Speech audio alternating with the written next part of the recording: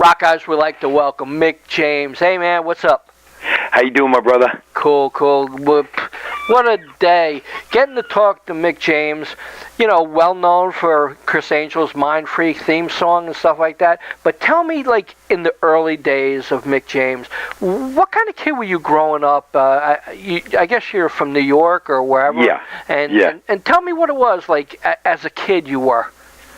I was definitely a bad kid. Me and my brother were in trouble on a constant basis, and we had a couple friends that went to jail. A couple of them died. A couple of them were, all kinds of trouble. And it got to the point where music was definitely the thing that pulled me out of all that. Away from stealing cars and wrecking things, and potentially being locked up. Wow. You know what they say: death, jail, or rock and roll. It's a true story. Cool. So we were pretty bad kids, and I thank God I have 8-year-old twins, so I thank God they're nothing like me. Well, yet anyway. Cool. When you look to the future, like when you were a young kid, was it always music, or was there something else that you wanted to go into? No, I mean, funny enough, initially, my whole family was musical from day one, and I've had some famous relatives and stuff like that, so, I mean, it's inevitable I would get into music, but, initially, really, as a kid, I wanted to be a baseball player. I mean, that was my dream, of course. It's just funny because, I always wanted to, play Shea and hit a grand slam. Right. As a Mets fan, as a New Yorker. However, as the dream changed and I got older and became a musician, I still wanted to play at Shea, but I wanted to play a little differently, which unfortunately will never happen now. But Citi Field is a second alternative. Definitely. Someday. Yeah, I'm a big baseball fan myself and stuff like that, and collect cards. So you feel bad for me? Yeah, but you do so much stuff. I don't know how you keep your attention. I mean, from writing, producing, movies, music, everything else. It must be kind of hard trying to focus on one thing. It's funny. I'm involved in so many different things, a whole lot of things, even more so than what you just mentioned that I'm dabbling in right now. And the funny part of it all is there's just so much energy and so much creativity in my mind that it's unfortunate at this stage in my career. Because I don't really have budgets and stuff like that. We're hoping to change that real soon. That it's like I feel like I'm helpless. I mean, there's so many things I want to do and so many things I want to get out there. And I've mentioned this a couple times in previous interviews. This thing I'm doing now, Mick James is Dead, is my first stab at a movie. It was never my intention to be an actor or write any kind of storylines or anything like that. It just kind of happened from the title. Someone said to me, fooling around, and it turns into this big thing. And the next thing I know, I'm in the movie business, and did a couple little cameos here and there. And people are like, "Oh, you look great on camera." I'm like, "All right, this could work." Right. So it gave me the confidence to want to do it. But I'm so frustrated right now, like trying to get out there and play with this project, because the stage show is going to be very theatrical, like a very Alice Cooper type of stage show depicting the movie. The CD itself is, telling the story of the movie, and soundtrack. So I'm dying to get it out there and get people to actually see what's going on. All they're seeing now is like, Mick James is dead. You emails all day, why are you dead? It's like, it's a movie, there's a story involved. So, the frustration of actually took 4 years, going on 5 years to get this out there, now putting together the live band to get it out there for the stage end of things, because I played everything on the CD except for guests and stuff. So, putting a live band together, right. Getting together with some management and some booking people and things like that to get me out there properly. And, so it's very frustrating in the sense of all these things you mentioned. I've already written a second movie and working on songs for a second thing, and this one hasn't even started yet. Wow. Because it's very frustrating to be, have all this creativity bottled up inside you and trying to get it out there and keeping you up at night, chopping you to bit like, oh my God, I got this great idea. Right. $1 million, it'd all be out there already, but, we're working on that. Cool. Now, is image a big part of your persona and stuff like that? Well, no doubt. I mean, for me, I don't know. Back in the day, when you had rock stars, they looked like rock stars, and they were rock stars. I mean, you couldn't look at Steve Tyler and not say, this guy's a rock star. Right. You know, you couldn't look at Kiss or David Bowie or Alice Cooper. They were rock stars. Right. You got bands today, you look like regular guys walking around with T-shirts, and there's nothing wrong with that. Right. I mean, it's all good. I mean, bottom line is, look, there's a different kind of music and a different kind of style for everybody, but for me, if you're going to entertain me, look like an entertainer. Right. You know what I'm saying? I mean, you know, it's just, that's the whole thing for me. It's like, if you want to be in a band, great. You don't want to be a lawyer and look like me. Right. You know, you'll get kicked out of court. You don't want to be, you know, on stage looking like a lawyer. Right. You know, to me, it just doesn't make sense. So yes, image is a very big part of everything. Right. And, you know, honestly, even though I've always had a rock and roll image, and there was no doubt in anybody's mind at any time in my life that I can remember that people wouldn't say, this guy's in a band, I don't know who he is, but he's in a band. Right. Besides that, this was my first time doing a theatrical type of thing, which I've loved from the very beginning, since I can remember, you know, being very influenced by guys like Alice Cooper and Kiss and stuff like that, and David Bowie always was a different character, and, you know, I've always wanted to do that. So this was my first time actually doing that, and fitting, because it's my first solo CD. I've always been part of a band, and so yeah, I mean, image is very important. It doesn't matter what you do. It doesn't have to be rock and roll. It's just in general, you know. To me, if you look the part, that's just the way it is, as far as I'm concerned. You know. Yeah, definitely. Because like I'm a photographer on the side, and then like all the bands you mentioned are like icons, and sure. You know, all you know, bands that I loved growing up, but yet I still, you know, flowed towards like the Ramones and stuff like that, because even though, you know, their image was, you know, black jackets and T-shirts and stuff, they still had an image. Still an image. Right. Yeah. You don't have to be crazy. Right. It could be T-shirt and jeans. Just, you know, when you're walking around and like everybody knows this guy's got to be in a band or he's got to be an entertainer, you're doing the right thing. You know what I mean? That's really what it comes down to. It doesn't have to be like anything over the top like I'm doing, but you know, it's just look the part. That's how I feel about it. You know. Definitely. I think that, you know, a lot of bands are headed that way lately. You know, because I think it brings in fans of bands from the '80s, because like, you know, a lot of people, you know, our generation is getting a little older, yet we still love that image type quality music that's starting to come popping up a lot more these days. Oh, definitely.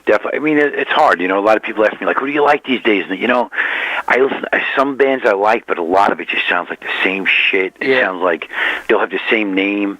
You know, my darkest days, my yesterday's Tuesday. Yeah. Like I don't know. Every fucking band name sounds exactly the same. The bands sound the same. It's not as cool. It's not as much originality. I think that back in the day, it was a lot more of that happening. Yeah. You know. Yeah, definitely. I mean, I just like talking to you, thinking about like, you know, bands like the Tubes, and like, you know, like, I mean, they were really far out bands, you know, and this day it's a little boring. You know? Yeah, no doubt. Well, I have this one saying I've coined a few times, and I'll say it again. You know, rock and roll's gotten very boring. It needs a big kick in the ass, and I have a very big shoe. Cool. So I have a lot coming up. And I appreciate stuff like that. So, you know, I'm sure many other people are just, you know, holding their breath for something new to come around. You know? Well, that's what I think it is. Something different, something original. That's why I'm getting like really good reactions, not just from like fans and stuff, but also from like industry. I mean, there's nothing really like this that's been out in a long time. Right. You know, it's a very theatrical thing. It's, you know, part of a movie, and it's you know, different than, but more like a Rocky Horror, if you will, or Pink Floyd The Wall. You know, it's like a story. It's like a whole, not that people have no concepts over the years, but nothing quite like this in a long time has been out there. Right. So I think that, you know, I think that the public is, you know, welcoming it, and it's been great, you know. Cool. Now, you know, you did Mindfreak with Criss Angel and stuff like that. Tell me, how'd you hook up with Criss? Well, we're both from New York. We're both Long Island guys. You know, I grew up here in the island since I was 7 years old. I didn't know Criss personally. I had met him once or twice, you know, a fluke. We were both in the music scene. You know, I've seen him play clubs with his band. He was trying to be a lead singer and do magic during the solos and things like that, which wasn't really, working out. He was always a great musician, and he's become a really good singer, but at the time he wasn't really exactly a great singer, or, it was kind of like people didn't get what he was trying to do, and I've always been out there playing the clubs and whatnot, and there is a picture of us out there that we were both pulled into by a previous drummer I had in high school, that he ended up playing with Criss after we disbanded, and I think I went to see them play, or I didn't even know what it was, and this drummer dragged the two of us in a picture, and it's hysterical, because it's, it's probably like 15, 20 years old, and it's like, my hair's down to my waist, it's blonde, it was like, and, it's funny, I didn't even know him then, but we ended up working together just because he had a falling out with his music guy. He needed a new guy. He went through a couple different guys, and then my ex-wife was his makeup artist for a while. She was working with him way before he was big and whatnot. And, I started with him in 2003, before he was actually the mind freak, if you will. And, some people knew him. He was making kind of headway, but he wasn't really famous in any way, shape, or form until 2005 when the show started. And, she told me, look, he's looking for a music guy. He's going to call you. He asked me about you, blah, blah, blah. And, that's basically the phone call. And, I said, let me hear what you're doing and see if I like it. And I liked what he was doing. And, I saw it as an opportunity for me personally to get more into electronic music. I added a whole lot of Middle Eastern elements into it. So it's like I created kind of like this electronic meets really heavy guitars with Middle Eastern type vibes in it, and vocals and whatnot, and created like the soundtrack to his fame, if you will. Which was, for me, was great, because I got to do a lot of experimenting and, again, be really creative and kind of go out there and, do whatever I wanted to do. And, as long as he was digging it, we were cool. You know what I mean? Definitely cool. I mean, sometimes I was just watching Criss Angel to hear the music, actually.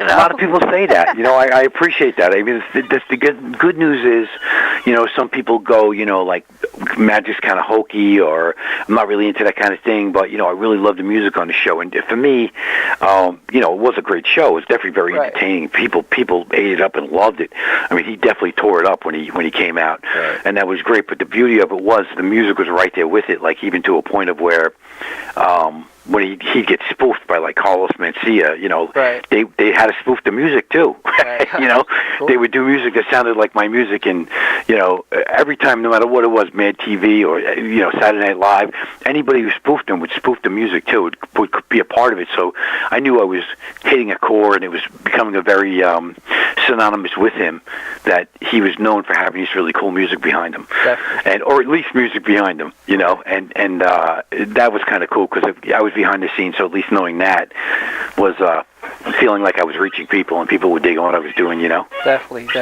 Now, let's get to your solo CD, Mick James is Dead.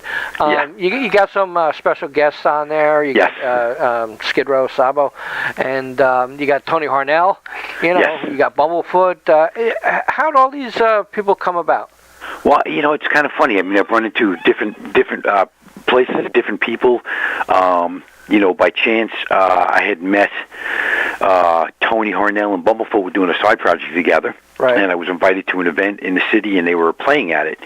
And Tony recognized me. He called me over, and I think he knew me because we had some mutual friends and whatnot. And we started talking a little bit. And I said, I'd love for you to do a cameo on my CD. And he was totally into it. He was totally cool. It took a long time to make it happen, but he was great. And really, honestly, that's the next single I'm going to be putting out. And he really killed it. And then, like with Snake, which was the most amazing thing, he actually started dating my ex. So we've become really good friends. We've become family at this point. Wow. Yeah.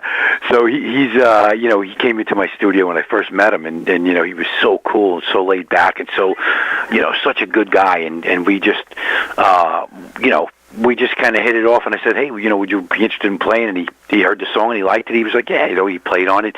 Bumblefoot was one of the biggest, accomplishments in the sense of he didn't know me from Adam. I met him a couple of times. I kept running into him at NAMM. I kept running into him here. He's from Jersey, and I'm here in New York. So we kept running into each other. And I kept saying, you want to play on my CD or what? And he was like, yeah, let me hear the song. And he was kind of hesitant. And I was like, I'll send you a song. And I sent it to him, and he loved the song. Cool. So it was kind of like, you know, it was like, wow, you're really going to do it. This is great. And he just tore it up. I mean, I can't even begin to tell you. It's the one song. I mean, you've heard some of the CD, right? Yes. From my, yes. He played on a song called "I Can't Get No Rest in Peace," which is the only one song that's kind of like, if you will, not as dark, right? But you know, kind of ballady, but still heavy, and you know, it's got some Queen kind of vocals to it, and he played a solo on it that's, you know, just like Brian May meets, you know, Yngwie. I don't know, it was just crazy. So that was just insane to have him on there. And then Bobby Rondinelli's been in my studio a million times. He's also a local guy. Right. And we've been working together for the longest time. He usually brings, anytime he gets hired for a session, he comes here. So he's been here where I just said, hey, Bobby, I got this idea, and I'd have a click track and some kind of very sparse arrangement. He'd come in and play on it, and I'd build the songs around that, and, you know, he ended up playing on 4 songs on the CD, which was, again, like an honor, because, I mean, this guy plays on a kid. It's like, you know, I mean, you don't play with Black Sabbath and Rainbow and all these other bands unless you're like the shit, you know what I mean? Yeah, definitely. And he, you know, the second he gets on the kit and starts playing, you're like, holy shit, that's why this guy's famous. You know, he's just that good. Amazed every time I hear him play. It's never like boring or, you know, so very, very blessed. There's actually supposed to be a bunch of other people. It's just time constraint. And I'm hoping to get them on the extended soundtrack for the movie. A couple of guys like Phil X, who actually didn't do it because he got the gig with Bon Jovi. Right, yeah. So it was almost impossible for us to get together at that point. Wow. But he was such a nice guy, super nice guy. He was definitely into doing something. DJ Ashba was going to play on it, funny enough, because him and, you know, Bumblefoot and Guns N' Roses, he was going to play on a song, and it just was too hard being on a different coast, and he was constantly playing, and it was taking too long, and I just like, I got to put the CD out. I can't wait anymore. So, you know, guys like that I hope to get on the extended soundtrack, and the movie is definitely going to be chock full of rock and rollers as it is. You know, hopefully the people who played on the CD, but I mean a bunch more as well. I'm really looking to get in there some of my heroes and idols, and you know, I can't say yet. Just I've talked to a couple of them about it, and some of them seem very receptive, and I'd like to hope we can make it happen. You know. Cool, cool. Now, when you go to write a song, do you have an image in mind, or how does it come to you? Well, you know, it's a little different. I mean, the thing for me is like, you know, I write songs for a living, so it's not like when I was just in a band or, you know, playing, I, you know, need that inspiration. Like, oh, I am inspired today. I feel a song coming on. You know, when you do it for a living, it's not as, it's what I like to call, you know, 10% inspiration, 90% calculation. Right. You know, because there's no time for inspiration, you know what I mean? You get a guy calling you up, hey, I need a song for a movie. I need a song for this. I need a song for that. You don't sit there and fuck around and be like, okay, I have to wait to be inspired. You have to come up with a song. Yeah. So, you know, bottom line is it's become a lot more of a calculated thing to write songs. And it's all depending, you know, on the project. Like, there's so many things I'm involved in. I mean, I have songs that I'm hoping to soon be pitching to people like Rihanna and Beyonce, and which are totally different from what I do, but I do that as well. For me personally, I'm a rocker.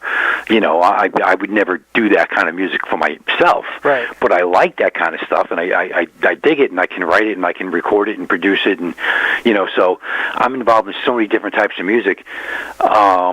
Everything is different. You know, with this particular thing, Mick James is Dead, it was an inspiration, like I said, just from the title. Right. You know, me and one of my buddies, Pete Zapino, we were fooling around, and he says, you know, why don't you call it Mick James is Dead? And I had like 5 or 6 different pieces musically that were sitting there for like 8 months. I wasn't doing anything with them. I had no lyrics on them. I had no inspiration whatsoever.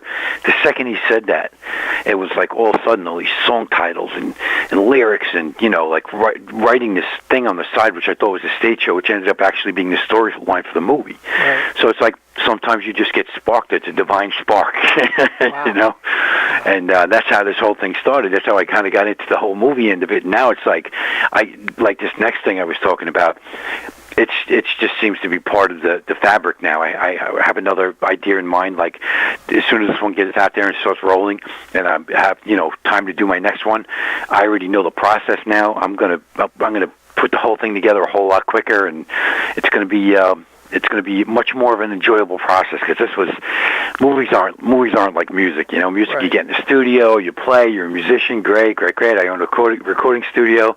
I don't have any issues with writing the songs or recording them. You know, it's all good. But movies, it's like sit there, wait, 100 people involved. You know, this guy does this guy does this guy wipes your ass, this guy does that. It's like, wow, really? You know, wow. So it's a much different process, and it's a whole lot more painstakingly, crazy and just time-consuming, and but you gotta love it. The end result's really cool. Cool. You know, and I can't imagine not being part of my thought process now. You know what I mean? Right. So when's this movie supposed to come out? Well, as of right now, we've been talking to a couple of different movie producers, and we look like we're going to probably go one from L.A., and it's really a matter of how long it'll actually take to make. I'm hoping not too long, right? But I'm truly hoping to get it started by, with this priorities. I mean, the first priority is definitely touring, right? Which we're looking to get together by September. To get out there and do some serious shows, and then from there, the movie end of it, I would like to hope that it would start before the new year.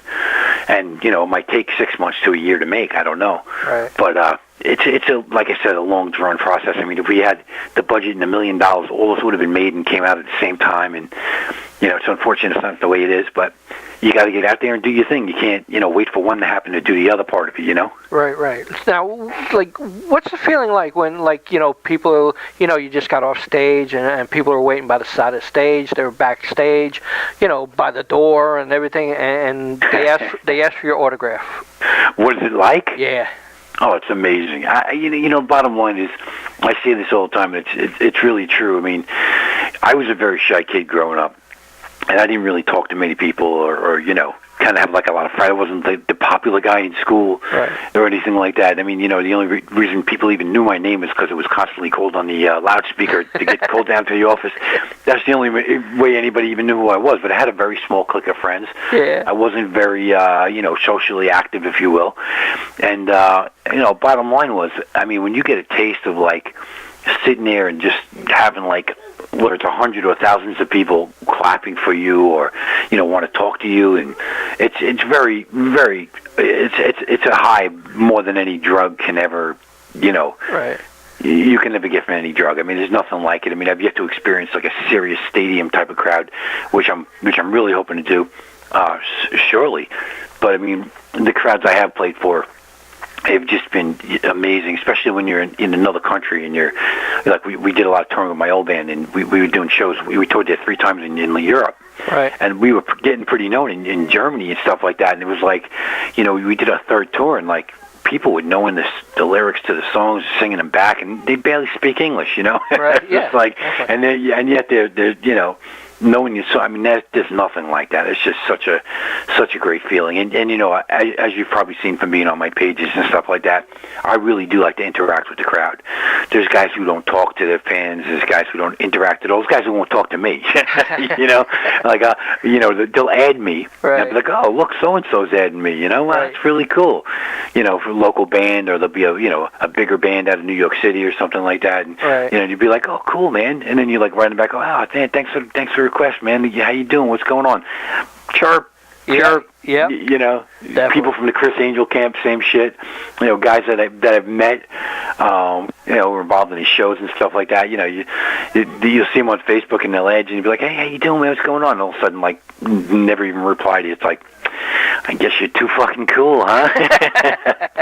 And the funny thing is, the funniest part about that is the guys who are really big and really genuine, right, are the guys who are much cooler. Not right. all of them, don't get me wrong, but it's the people that are never going to make it big anyway, that are too cool to even answer you. Oh yeah. It's like listen, big guy, you're not that good, and you ain't never going to be that good. So yep. But you get, that's how people act. They just act like they're too cool for school, and it's a shame, but that's why it is a great feeling to get love from people and fans and all that stuff, and you got to give them love back, man. That's what it's all about. Definitely. Mick James is dead. Everybody, check out the CD and reap the rewards of this guy here, Mick James. Would you like to say anything to the fans out there, Mick? I would. I have the most amazing fans. They have been so incredible. I feel so blessed in the sense of not only them spreading me out there on a constant basis, and I mean, constant, whether they're tweeting me or they're putting my stuff out there, re-sharing my stuff. I mean, tattoos, for a guy who doesn't even have it's my first solo album. Right. I mean, they're doing tattoos of my name and my logo on them, and just undying love and support. And, Mickey, we're with you, we're behind you, we believe in you, and spreading the word. You can't buy that. You can't, you can't create that. That's just genuine. That's real. And that is, I feel like I have the best fans, and mad love back. I hope I will get to meet every one of them when I get out there and play. Come see me play. I'm going to want to meet everybody I possibly can until it gets too crazy to do so. Cool. And that's about it. Cool. Thanks very much, Mick. I appreciate the talk. You got it, my brother. Thank you so much. No problem. Bye-bye. Bye.